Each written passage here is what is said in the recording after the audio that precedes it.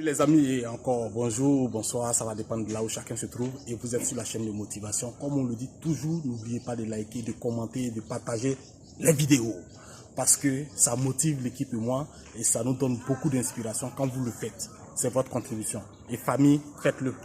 Alors, revenons rapidement dans le but du sujet d'aujourd'hui. Le thème c'est beaucoup d'énergie gaspillée. Beaucoup d'énergie gaspillée, pourquoi? Parce que nous remarquons qu'on se plaint, certes, on a nos raisons de nous plaindre, mais nous-mêmes, mettons-nous en cause par moment. On comprend nos plaintes, mais mettons-nous en cause parce qu'on gaspille beaucoup d'énergie.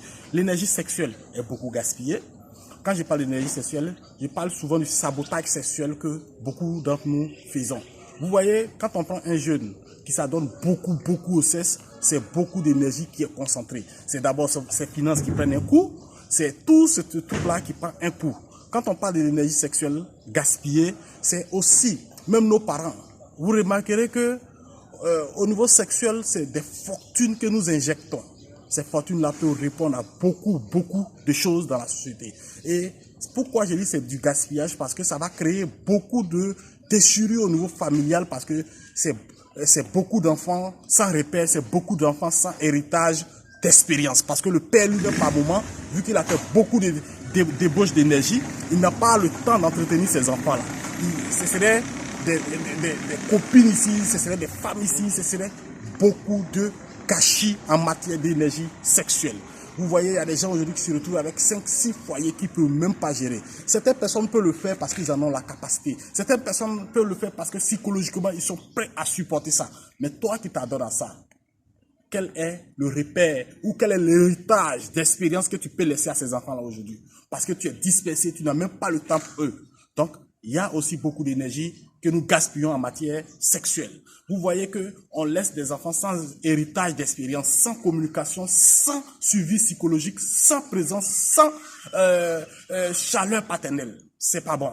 Alors, il y a aussi l'énergie que nous gaspillons en termes de finances. En termes de finances, il y a beaucoup de dépenses que nous faisons. Il y a beaucoup d'énergie financière qui est dégagée sans que nous ne contrôlons, sans que nous prenons conscience que cela peut avoir de l'impact quand nous aurons 50, 40, 60 ans, quand nous allons manquer d'énergie. Alors vous allez voir que pour pouvoir effectuer toutes ces sorties au niveau des rendez-vous sur le sexe par exemple, c'est beaucoup d'énergie financière qui seront dépensées. Vous allez voir que notre société même nous transforme à être des consommateurs seulement, mais à ne pas investir dans la production.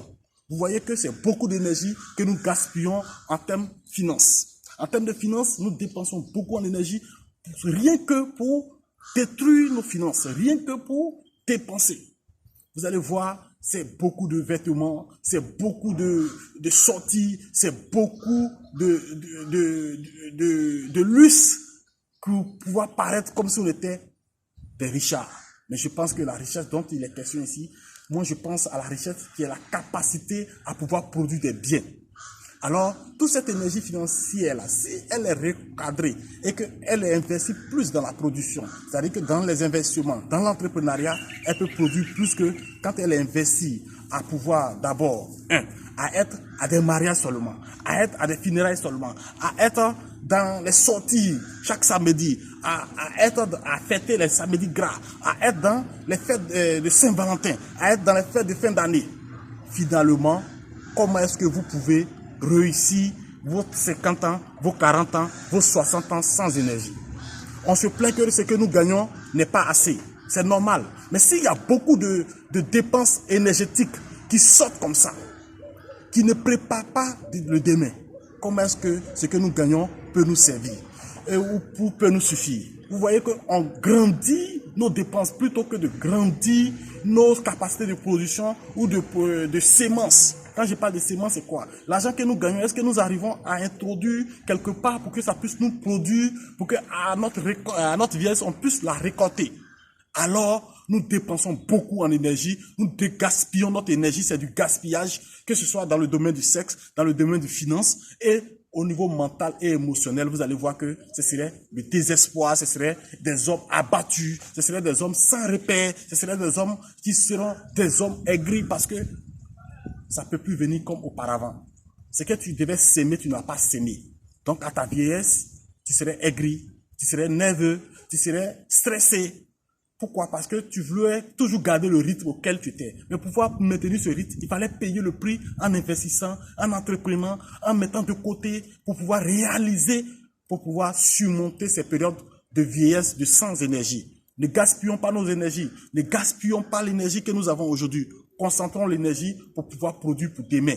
Concentrons l'énergie pour pouvoir sauvegarder un héritage d'expérience à nos enfants, pour pouvoir sauvegarder l'avenir de ces personnes-là, pour pouvoir protéger nous-mêmes notre cinquantenaire ou soixantenaire.